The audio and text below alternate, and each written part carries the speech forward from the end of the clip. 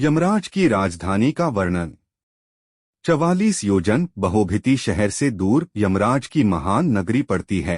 सभी आत्माएं धर्म दरवाजे पर खड़े पहरेदार को अपनी आगमन की सूचना देता है। चित्रगुप्त अपने चमचमाते आसन पर विराजमान होते हैं।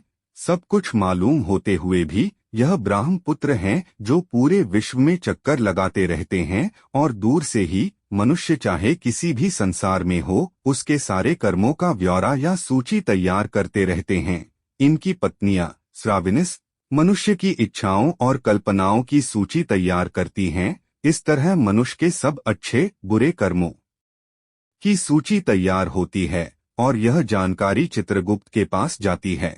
प्राचीन काल में बायो चिप का ज्ञान न होने के कारण ऐसा उल्लेख करके मनुष्य को एक भ्रम में रखा गया है। अब हम यह कह सकते हैं कि बायो चिप सूक्ष्म आत्मा के साथ जुड़ी रहती है और जिसमें से पूरी जानकारी लेने के लिए केवल यमराज ही सामने रहता है। उस जानकारी के आधार पर पुनर्जन्म होता है। जिन आत्माओं के अच्छे कर्म होते हैं उन्हें स्वर्ग की ओर भेजा जाता है। चित्रगुप्त द्वारा सूचित की हुई पापी आत्माओं को यमराज अपना भयानक रूप बहुत बड़े भैंसे पर विराजमान 32 हाथों में जो कि 3-3 योजन लंबे हैं उनमें हथियार धारण किए हुए और कुओं की भांति लाल आंखें एक लंबा नाक दर्शाते हुए अपने दूतों को उन्हें नरक में ले जाने को कहते हैं।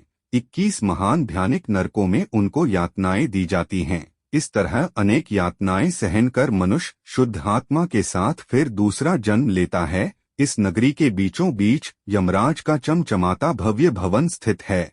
यह 200 योजन लंबा और 50 योजन ऊंचा है। इसके अंदर अलौकिक सभा कक्ष है। वहां पर उपस्थित सभी अपनी ही रोशनी से जगमगाते हैं। इस भवन में पहुंचने के लिए 4 द्वार हैं।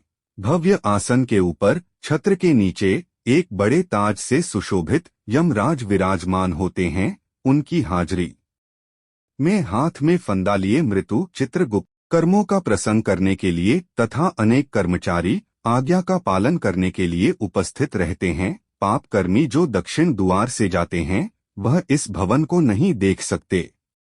पूर्वी द्वार साधु महात्मा देवी देवताओं को पूजने वाले जो यात्रियों को छाया की व्यवस्था प्रदान करवाते हैं। क्रोध और लालच से वंचित माता पिता की सेवा करने वाले गौ तिल धरती का टुकड़ा आदि का दान धार्मिक ग्रंथों का मानना अथवा सुनना शुद्ध वृत्ति वालों की आत्माएं इस भवन में प्रवेश कर पाती हैं।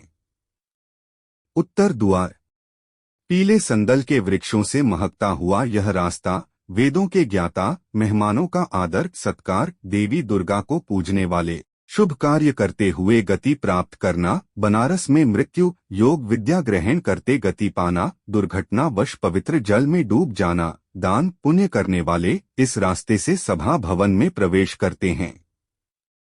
पश्चिम द्वार हीरे मोतियों से संपन्न सुगंधित रास्ते पर धार्मिक ग्रंथों के कथित अनुसार कार्य करना शिव और विष्णु भगवान की पूजा करना गायत्री मंत्र का उच्चारण दूसरों के धन की चाहत न करना गृहस्थ जीवन को कलंकित न करना वचनों को निभाना सबके सुख की चेष्टा करना पूर्वजों के श्राद्ध करना बुरी संगत से दूर रहना वह अमृत को पीते हुए सभा भवन में प्रवेश करते हैं। यमराज इन सभी को आते देखकर अपने आसन से खड़े होकर सबका अभिनंदन करते हुए सबका स्वागत करते हुए कहते हैं कि आप सब नेक आत्माओं ने अपने सत्य कर्मों से यह देवलोक प्राप्त किया है।